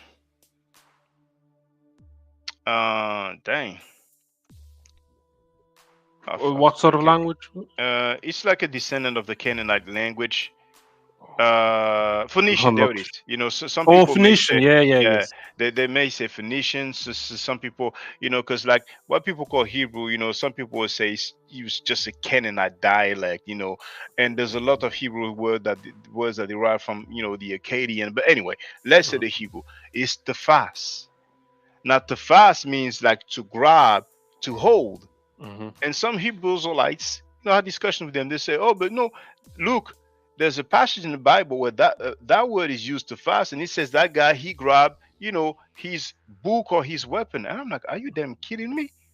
Like if I say I took the bus, it doesn't mean that I took the bus like this. It means that I travel with the bus. So you have to look at the context of exactly. If the guy grabs, get hold, and actually that tafas term actually went through to first what I did is use many different translations, and there's many that use the English word rape.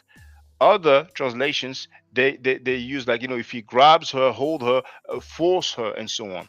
Now when it comes to fast, I looked it up, and most of the time when you have to fast, it talks about war. When there was war, when there was a fight, so they to fast a place or a city. They took hold, they grabbed a city. So you mean to tell me the same way some people grab a city, the same word used when it's a woman, it's like, hey, high five? No, come on now. Yeah, I mean, it wouldn't even make sense. Like, what? He's just grabbing a virgin woman and he has to pay 50 shekels and marry her. It kind of wouldn't make sense in the but but context but but but, of even but even that's today. but that's what they do. And you know what? They accuse you of misunderstanding or Oh yeah, no, misrepresenting that's this part. I well, know we heard it all, you know. But there was a guy, I forgot what he claimed. Um, yeah. Um, what's the group again? FOPE, FOPE. For those who know them, you know, they're based in America. Neftali, because you know I addressed her, you know, not long ago. She wanted to talk with me. She's close with them, maybe a member of this team, this group. One of these Hebrew Israelite group, FOPE, FOPE, said that to fast means to seduce. okay. And I said, "Oh, can you show me the source? Can you?" He said, Uh, "Yes, yes, I will, I will." I never heard from him. He never came oh through. yeah, that's it. And you Yeah, know, he can say, "Hey, I was wrong. I made a mistake," and then we keep it pushing. But some people, but that undermines their faith. That's the thing. Because well, I made mistakes before, you know, and I mean, you know, it is what it is. But yeah, yeah. rape is allowed in the Bible. I've shared an article. I forgot if it's Haaretz, but from a PhD, and she talks about this, and she says the same thing. Because sometimes, you know, if you're not a PhD, people are trying to diminish what you're saying, as if the Mm-hmm. writers of the Bible were PhDs. But you know, that's what it is. And you know, um, in the Quran, they will tell you, okay, you're allowed to, well, according to Islam, you know, Mm. but I think it's in the Quran, you're allowed to 4 wives. Now, Prophet Yeah, Muhammad, up he to had an yeah. exception. Yes, he had an exception, but in the Quran, it says at some point that you know, um, it talks about sexual relations and all that.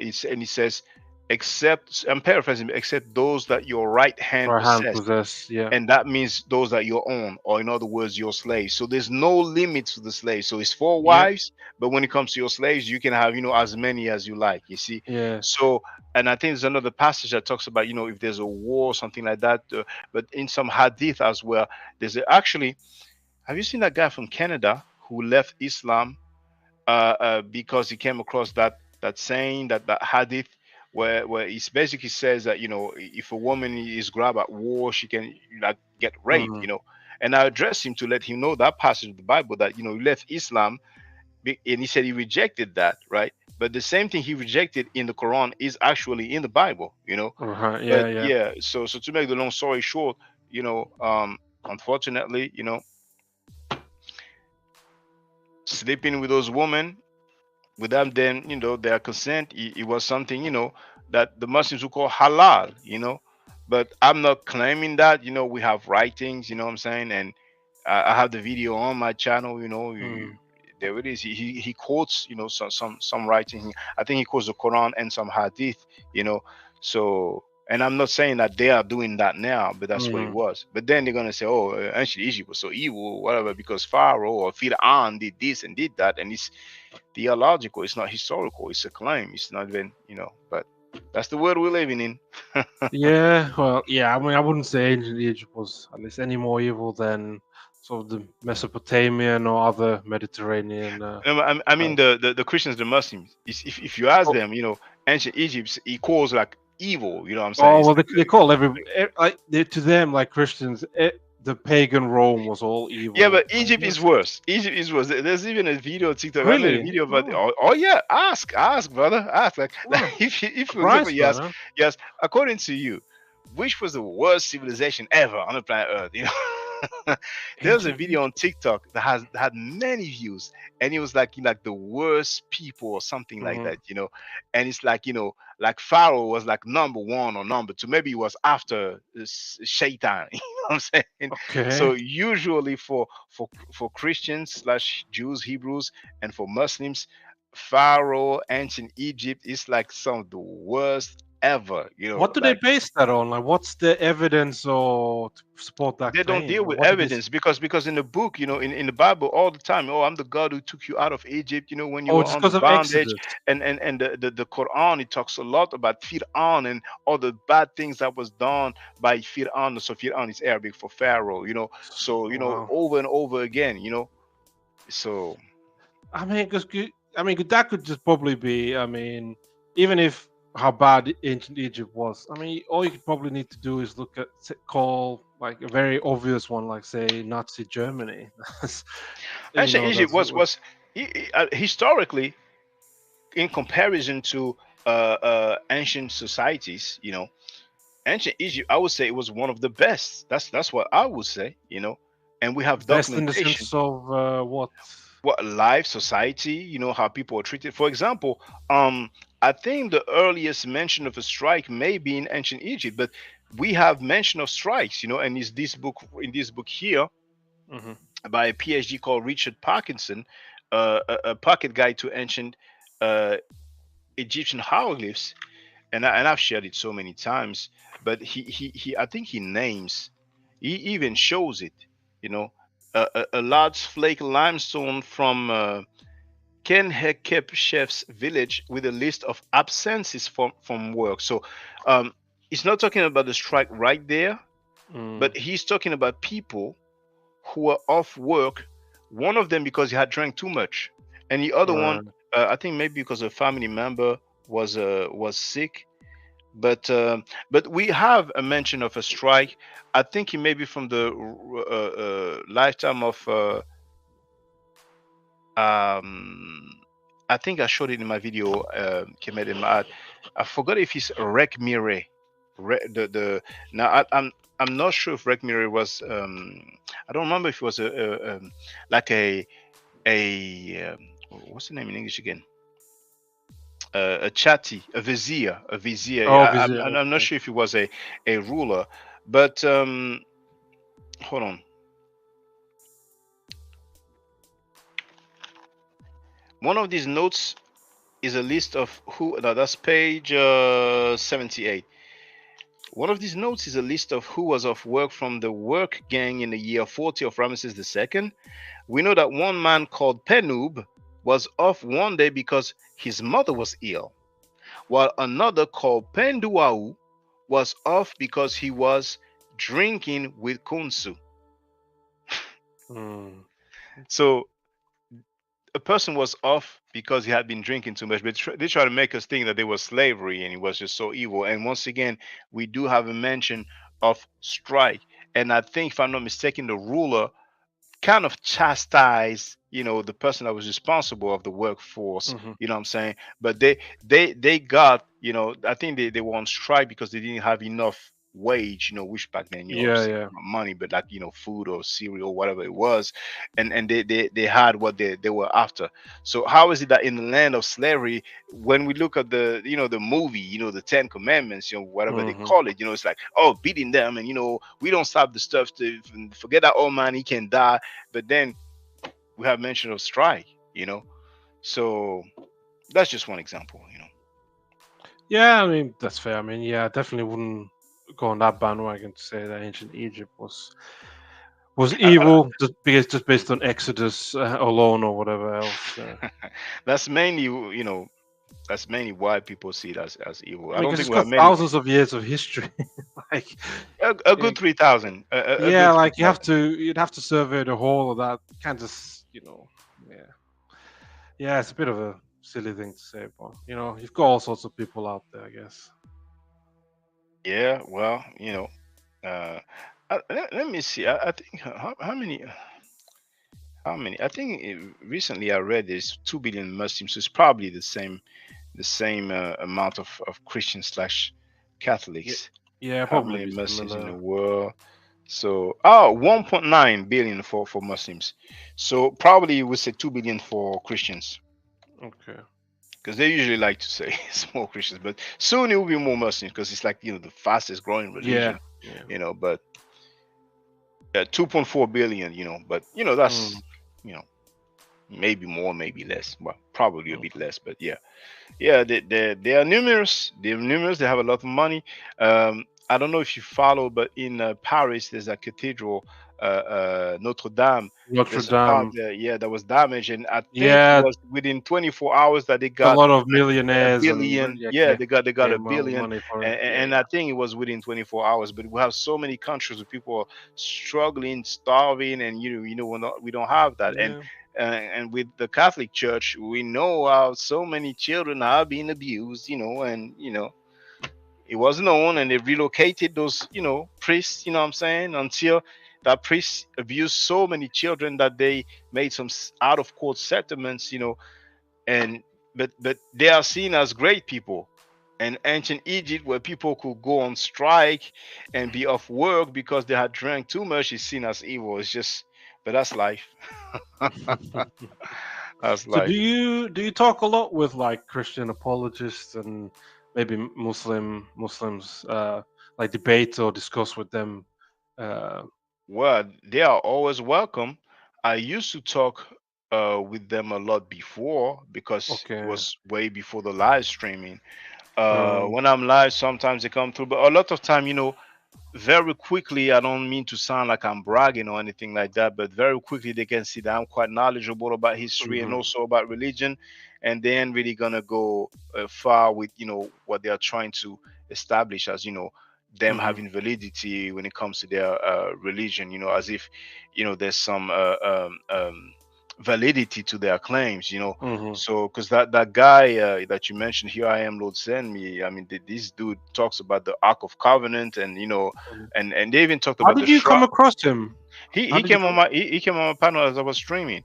I think the Ah, title was like, was Prophet Muhammad black, right? mhm, And I was dealing with my article, showing that according to Sahih Bukhari and mhm, Sahih Muslim and other Sahih mhm, Hadith, mhm, Prophet Muhammad is described as white man, Rajul Abiyad, white face, white stomach, white mhm, abdomen, white, all that. So, but probably they thought that I was claiming he was. So the first thing he started saying, he started talking about Islam, like criticizing it and stuff like that. And I think I okay. mentioned the stuff about the rape, and I said, okay, let's talk and all that. So that's how it happened, and Okay. yeah, and he had his partner Muntaz, who's obviously an Arabic speaker because he was Mm, living in Saudi Arabia as well, and we had he was way more polite, than the other guy, mhm, So yeah, a lot of time the the religious people, they don't really come through because they can tell they ain't gonna go far. For example, I had a weigh-in for a schedule for upcoming debate with the Hebrews. Like, the guy who said that he hates Africans, right? yeah. uh I had a weigh-in with him before a debate, and I mentioned there's no record for the Exodus, and he Yeah. starts saying, "Oh, I thought you'd be more intelligent in that because we have writings in the hieroglyphic that talks about the flood, that talks about Moses, and I think he said and Miriam." I said, "Where is that? That sounds like you made that up." And he says, "Oh, there's that book called Sinai Photograph, and we have that." You know what I'm saying? Okay. So according to him, there is a book called Sinai Photograph. I think he said Uh-huh. it costed him $300 to get, but he said how much it costed him to get. So there's a Mm. book called Sinai Photograph where we have mention of Moses in hieroglyphic. That's money wasted. and, and then he lied on the Bible when we talked about Sarah, because he was Hmm. trying to talk about, oh yeah, but in ancient Egypt, the pharaohs, they would be with their sisters. I said, well, Abraham, he was with his sister, that Yeah, was his yeah. half sister, Sarah. And he said, no, she was not his sister. And then he quoted something for the Bible, whatever. I said, man, you've been lying on the Bible, man. You know what I'm saying? So it was just disastrous, and that's why,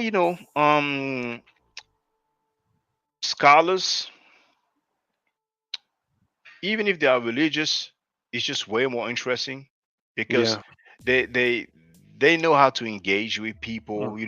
They're not making stuff up because they have peers, so they don't want to make a fool out of themselves. Mm-hmm. And they have studied a lot, so they're familiar not only with languages but also records. And Yep. me having dealt with ancient Egypt, I'm familiar with surrounding places. So Hmm. um I heard about records from other places as well, but I'm used to, um, where does that come from? What about the record? See, today, a lot of people, especially that's why I talked about TikTok.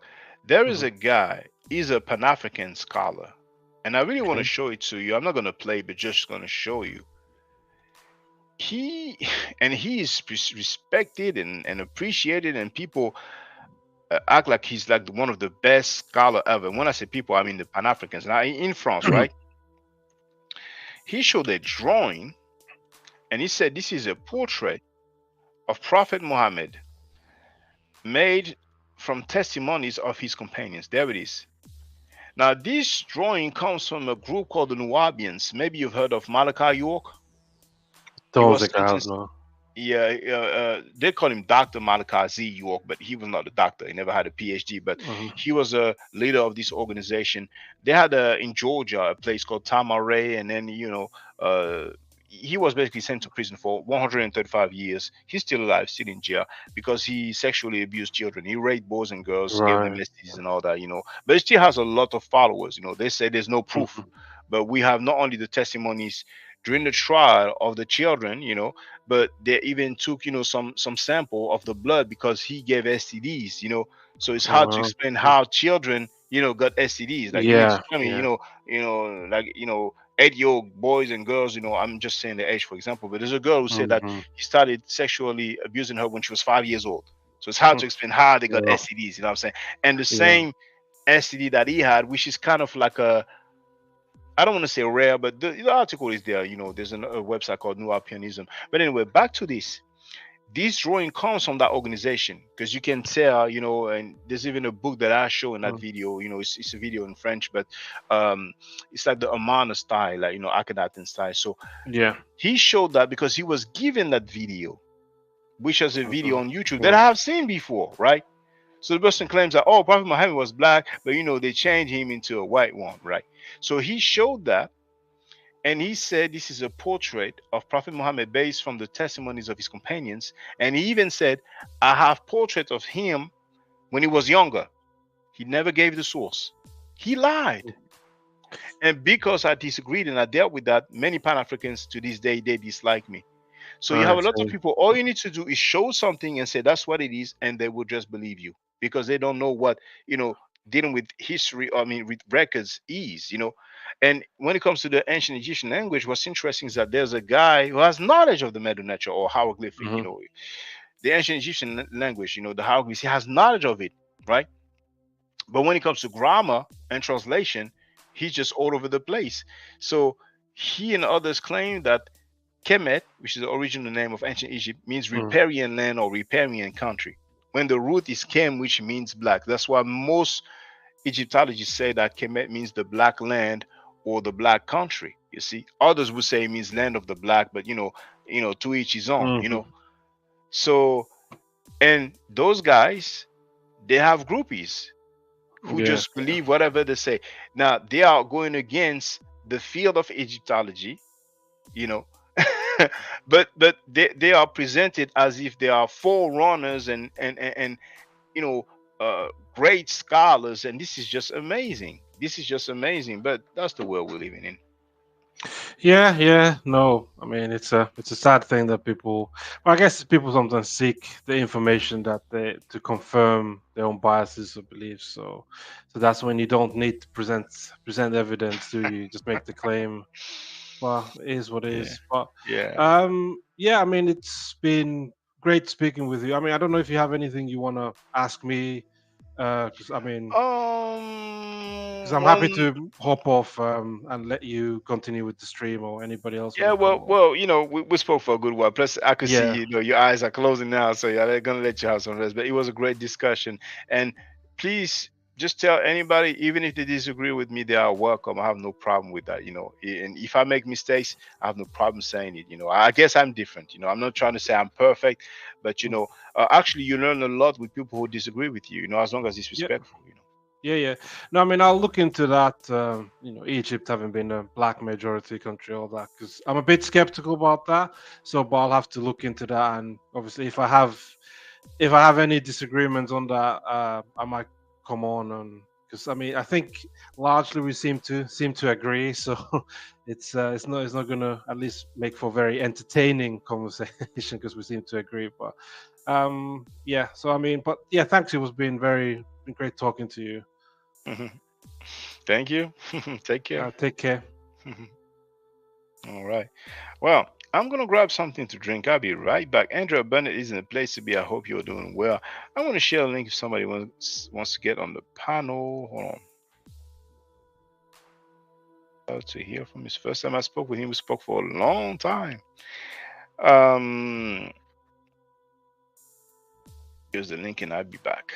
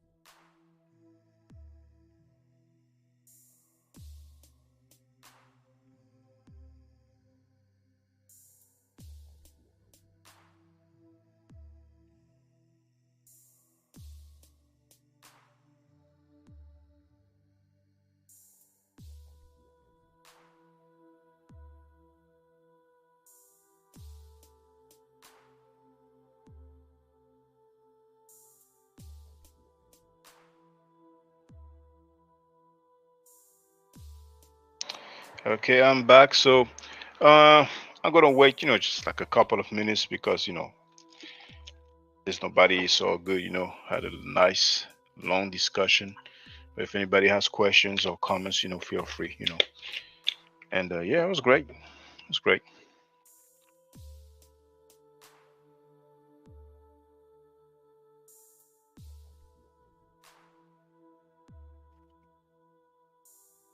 I hope everybody's doing well. We do what we have to do. But there's many people who are pseudo and they are, passing as, reliable people because thanks to their groupies, But the majority of them, they don't have I don't want to say confrontation, but they're not sharing their ideas with other people, they're just remaining with people who follow them blindly, or believe them, but it's just sad that many people make claims and they don't back it up, And recently we were hearing about new grammar rules now. They're even making new grammar rules. They're making their own translations, they're making their own grammar rules, and in the process they are, disrespected or invalidating PhDs, and it's like the world upside down. But anyway, let me make my closing remarks. Stay safe, stay healthy if I'm allowed to. But on the I will definitely holler back at you. I don't argue, I stay fast. If you're not part of the solution, you're part of the problem. If you do not think right, you will not act right. If you know better, you will do better. Do I too, do I Necheru. Hotep. And I'm out. Now, for the record, for those who don't know, I'm giving Medu Nature classes. And here, that's the flyer. Okay? So, those who are interested, feel free to holler at me. If you're not interested, it's cool. But I recommend that everybody who has not yet seen the video, Kemet and Ma'at, Before Judaism, Christianity, and Islam, then watch it. It has about 300,000 views and really deserves to have a lot more. I just want to let everyone know who's listening in now and who's going to listen to this stream in the future. I just had my first Meta Nature class by Brother Shaka today, and I've had other Meta lessons by other teachers, and I can tell you right now, the brother is the best in the game. He is that was one of the best classes I've ever had, ever. So if you're interested in learning the Meta, if you're interested in getting the basics of it, Brother Shaka is an awesome teacher. Get with him, and it's extremely affordable. This brother is giving us his time and his skills, and he's basically giving it away. I mean, I just consider it a donation. You know what I'm saying? So if anybody's interested in learning the Meta, get with this brother right here. He's an awesome teacher. And I'll end with that. Hotep Senu, Hena Senut. This is Julie, also known as Servant of Yah, and I'm currently taking the Medu Neter classes with Brother Shaka, and it has been an amazing experience. Only 2 lessons so far, and I feel like I've been taking the classes for months, just with the how in depth he goes into the vocabulary words, the construction of the language, the grammar. It's been immeasurable, the experience. And one thing that comes across, hands down, is his extreme passion for teaching this to anyone who is willing to learn and has an interest in learning. So I highly suggest, if you are interested, even a minimal interest, that you subscribe to the classes with Brother Shaka. It's such a nominal amount for how much you get. I know, like, our last class was over 2.5 hours. It felt like 2 minutes, but because that's how, involved you are in what he's teaching and how he teaches and how compassionate he is about what he teaches. Also with sharing materials free of charge, no question, no doubt. It's just what he does. He doesn't have to, but he does. And so I just wanted to give a short testimonial about the class and the effectiveness of the class, and all of that is attested to how studied Brother Shaka is. So I highly recommend anyone with a minimal interest that you do sign up for the Medu Neter class. Hotep. Don't forget to subscribe to my channel, which is Ma'at Forever. Don't forget to watch the video entitled Kemet and Ma'at. Don't forget to share Kemet and Ma'at on my channel on Twitter, Facebook, Instagram, WhatsApp, or other social media that you use. Email, text messages, you name it.